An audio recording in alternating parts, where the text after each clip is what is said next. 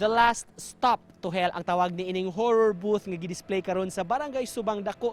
Think before you enter ang ilang pahimangno sa mga tao, kasigurado kunong magpanghadlok sa ilang pagsud niini ug ato kining suwayan. Mao kinang itsura sa dayong sod ning ilang horror booth ug atong tan-awon unsa pa ang mga atraksyon nga ilang giandam.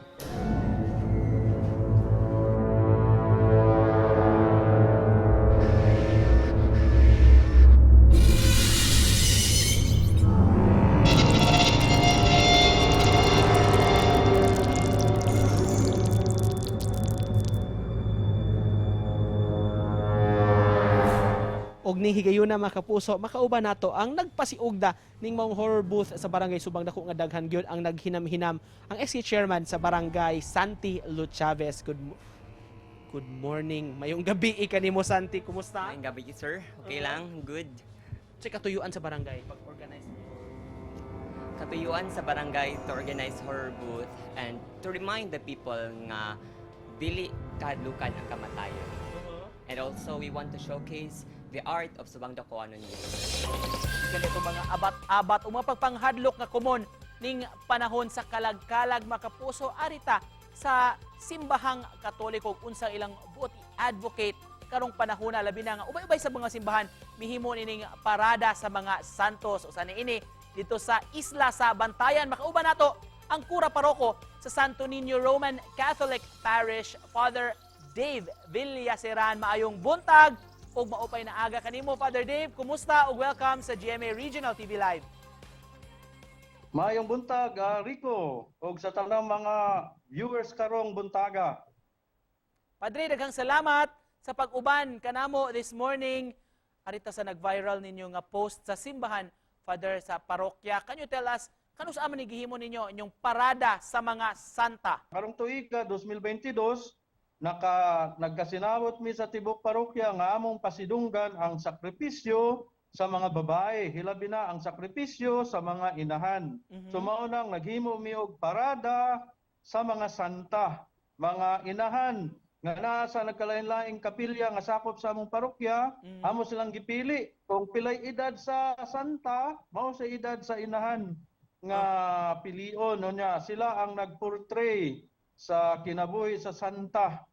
You were saying, Father, karong tuiga parada sa mga santa, so sa mga babae nga mga santos ang atong gibida, pero naandanan yun yung kalihukan before sa parokya ba, Padre, o ngano nakahuna-huna mga ani nga konsepto, Father? Sa panahon nga, nanda na gid ninamo sa panahon nga nasayn ko diri sa Santa Fe, akong gipaningkamutan kining maong kalihukan, kining Parade of Saints. Matag adlaw sa tanang mga santos para paghatag og katin-awan, paghatag og advokasya o evangelization mahitungod sa pagkamaayo sa tao. Gikan kaninyo sa simbahang Katoliko, Padre, unsay baruganan sa church ani karong panahon na kalag-kalag murag nagpanglabi gyud pagpanghadlok, makahadlok ka costume, mga creepy nga mga outfits o kanang kinsa ning mga creatures nga ipang feature kumpara sa atong ipanawagan unta sa simbahan.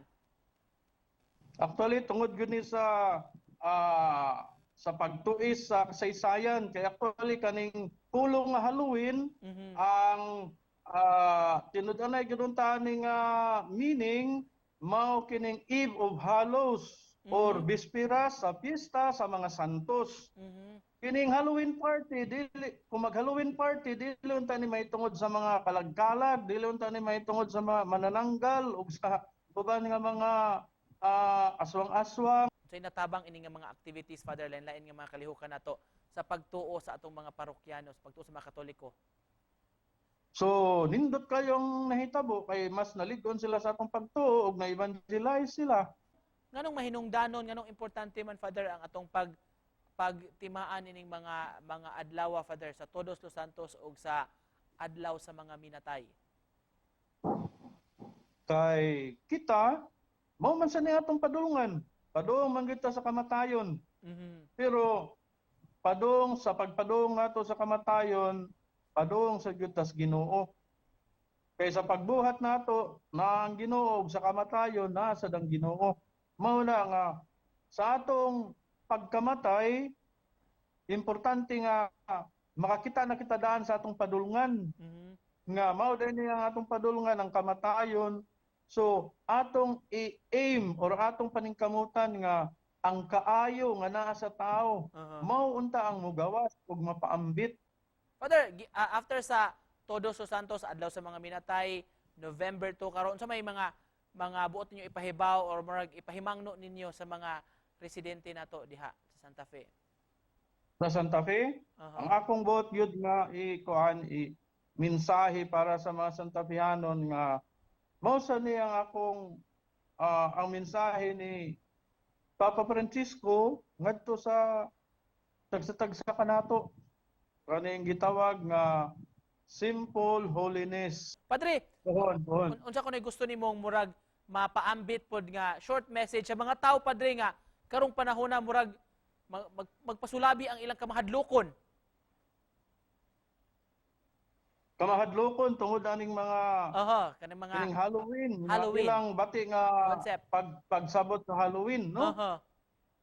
So mas may siguro nga hinahinayon na nato pag-usab ang atong pagpanabot nining word or pulong Halloween kay usahay maggunahuna man dayon tag mga vampira, mga Dracula, mga aswang-aswang o magiskot tag Halloween.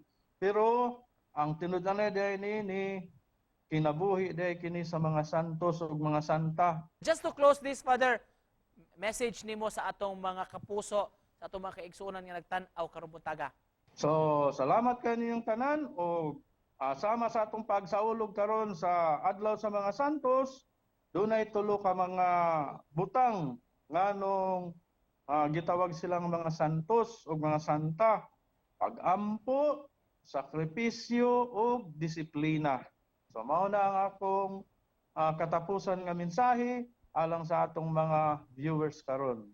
Pag-ampo, sakripisyo ug disiplina. Ampo, sakripisyo, disiplina. And with that, magpasalamat mig dako sa imong pag-uban kanamo karong buntaga, Padre. We know medyo busy ang inyong schedule karong adlaw karong panahon na. Makapuso ang Kura Paroko sa Santo Niño Roman Catholic Parish sa Santa Fe, Bantayan. Father Dave Villacerada. Daghang salamat, Padre. Salamat.